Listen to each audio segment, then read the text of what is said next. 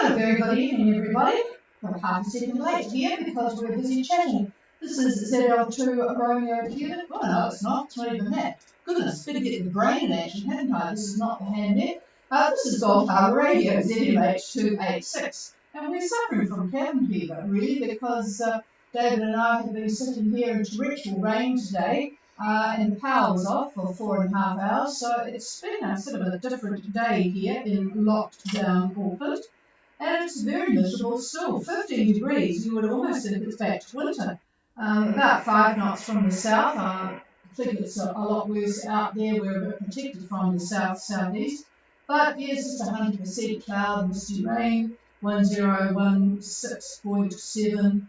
Well, it's just one of those days that we would prefer not to have in November. We have had the fire on all day. Can you believe it, in November? I cannot remember having a fire on all day, but boy, did we need it with the dampness and the greyness and the misery of it all.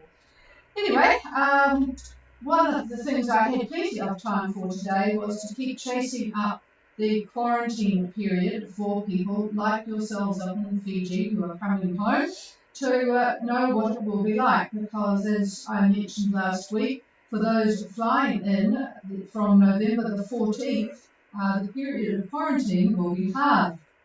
But boy, I was on the phone for a long time waiting to get through to the health ministry, talked to customs, and they said not their job, it's the health people's job. Went to the COVID people, no, not their job, it's the health people's job. 48 minutes later, I actually got through to a lady who said, I wouldn't have a clue.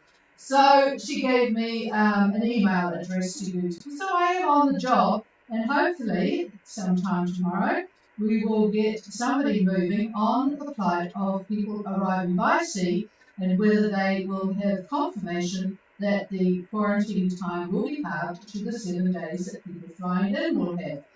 Many countries have opened up now. It's all quite complicated, but a lot of countries are now open to double vaxxed travellers, particularly if they are residents or passport holders of the country they are going to. In New South Wales, that happens on November the 8th. It wasn't going to be until December, but they have now opened up for residents, provided all the quarantine, all the conditions are met. But Sydney Airport is going to be open, and New South Wales was in fact the first state there to reach 80%. All the states are a little bit different. I think the ACT and Victoria are all go. I'm not too sure about the others. It's all quite complicated. So that's the situation there. Before I forget, a bit of news for Americans in the USA. The Atlanta Braves won the World Series, beating the Houston Astros 7-0 in Game 6. It's the Braves' first win since 1995, and they did it in Houston, so they can't even say that they were in front of the home crowd. They won it fair and square. Getting back to COVID in New Zealand, the Prime Minister's had a real rough 2 days. She's getting a lot of flack now with what's going on here. She's got chased out of Wanganui, Hunterville. Yesterday she got chased out of Northland. The COVID cases today are 100, 3 in Waikato, the rest of them in Auckland. There's quite a few people in hospital, mostly in, I think, Auckland, 58 of them. But she's also announced, and this won't get her any favours either, that the Auckland border will remain over summer, but may open, and is likely to open, for the double vaccinated. She's really trying to get people vaccinated. They can in fact only leave or come in if they're double vaxxed and return a negative test. Now that's going to be quite controversial because testing is quite expensive, it's quite time consuming, and if you're travelling by car, I mean you're talking about 30,000 people a day trying to get away for Christmas holiday periods. So that is going to be a trial for police. But they don't get any holidays this year, trying to check vaccine certificates and test results. By boat, we are hoping that it will be a bit better, but I have to say that maybe going to Northland would be a bit of a trial. Actually, the top of Northland has gone into a sudden level 3 stage 1 lockdown at midnight last night. They're very low in vaccinations up there, 60%, and they have got cases that they just don't know anything about. So the top part of them is the same as us here in Auckland, level 3 stage 1. The borderline goes from the Hokianga right through Kaio and comes out at Whangaroa. So it's okay for Opua. They're still in reasonable flexibility there with shops open and the like. But the top of the country is like we are, with shops closed and lots of controls. It's getting tiring. Mind you, there's not much exciting news. There's a lot of blah, blah, blah going on in Glasgow with people making commitments for their countries. 50 years hence, when they won't be around to see whether it was achieved or not. There's actually some quite interesting stuff happening in the States at the moment. President Biden has got almost agreement, I think, on reducing the cost of prescription drugs, and it would appear that what he's arranged is for elderly people anyway. What's elderly? 65 or 62? I can't never work it out. 60, whatever. In that, it will be capped. The price of prescription medications will be capped at $2,000 a year, which is incredibly good. And they're also doing a lot for the drugs, for insulin and the like, things that people need to stay alive.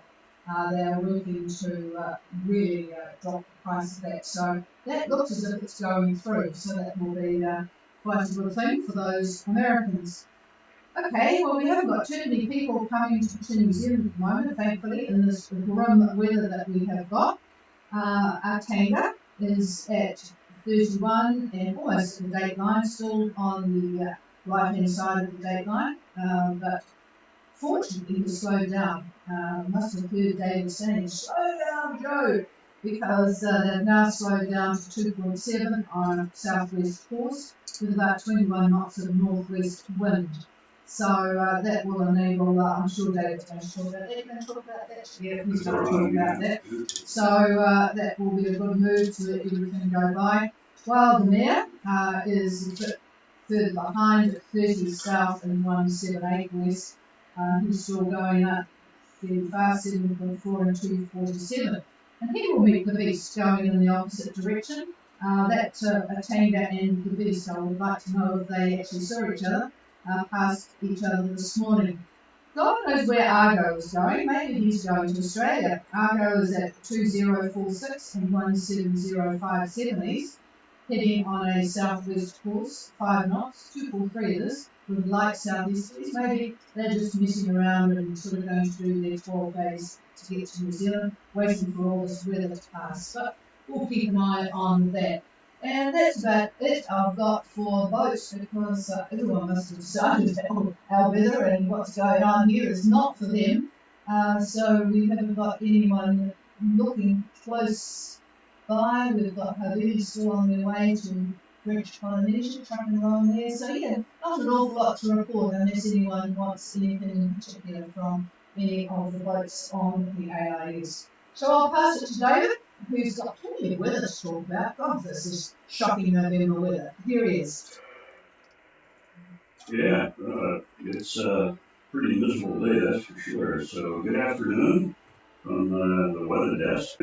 A slow-moving subtropical low that's flying northeast of the North Island. It's directing an east to southeast flow across all of Central and the North Island here in New Zealand. Unfortunately, this slow-moving low will continue to batter New Zealand for a few days with lots of rain and plenty of wind. The Bay of Islands this afternoon had southeast winds 30 knots, gusting up to 40. City outside, rough, swell 3 meters plus, and poor visibility and rain. By Saturday, the low is expected to drift to about 30 south and the dateline. Now, near 32 south and 178 west, you could expect winds to 40 knots. but near 31 south and 177 east, which is a point on the run line from Fiji to New Zealand. Expect the big E's to about 15 to 20 knots. But unfortunately, the wind is going to be out of the south, so right there on the nose. Yachts heading Other yachts heading south to New Zealand from Fiji, the long-range outlook that I've got indicates the next depression that will hit New Zealand is going to be roughly a week from now. Call it Thursday the 12th, and we'll have to see on that. That's just an estimate, of course. By Friday of this week, a couple of days from now, there's a forward dip in the isobars just south of Fiji. To give you an example, Friday I'll give you a position. I just pulled one out of my hat. 22 south and 178 east. Winds could rise to probably about 30 knots. Northerly quadrant, at least it's in the right direction. And that position is pretty much on the run line to New Zealand, so that's not too bad. If you are too far west, though, the winds are going to be southerly quadrant, again, right on the nose. Today, satellite imagery shows the tail end of New Zealand's cold front. That's the cold front from this miserable low that we've got. That crosses the run line at about 23 south. So if you're on your way, you could expect, when you're near there, you could expect to have the effects of that cold front. Now, we haven't heard from Tanga. Tanga. We should do it, just check the propagation. Yeah, they're at, as Tricia said, 31 south and 179 east. West rather. Winds tonight are 25 to 35 knots. If they slow down or almost stop by tomorrow morning, that low will have moved enough to allow the winds to ease considerably. I'd say around 20 knots, still out of the northwest, but certainly a lot better than 25 to 35. And then continuing on to Apua by Friday, the wind shifts to northerly quadrant for them. So that's pretty good. About 15 knots of northerly quadrant winds. So again, if you're in that neighborhood, the best idea is to hold back, play cards, read a book, let the system move away, and then carry on. Up there in Fiji, a trough lies slow moving just to the north of the group. It's expected to drift south and bring associated cloud and showers and affect all of the group by tomorrow.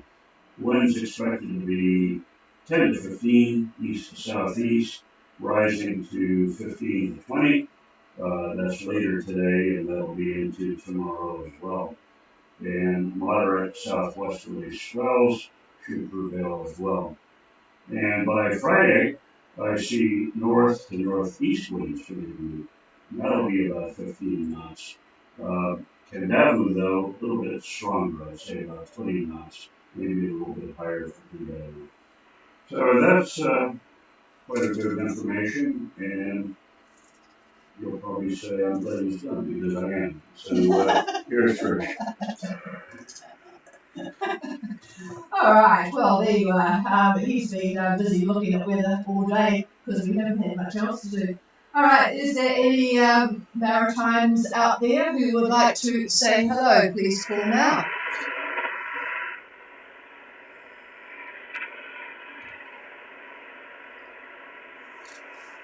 Atanga, this is Gulf Harbour Radio.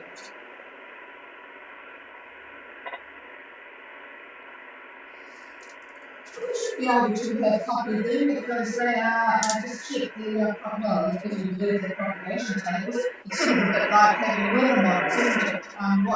What the propagation tables say and what is in reality when the sunshine activity around us is at the moment are two different things. Is there anybody out there that might like to call in and tell us we are being heard? Please call down. Up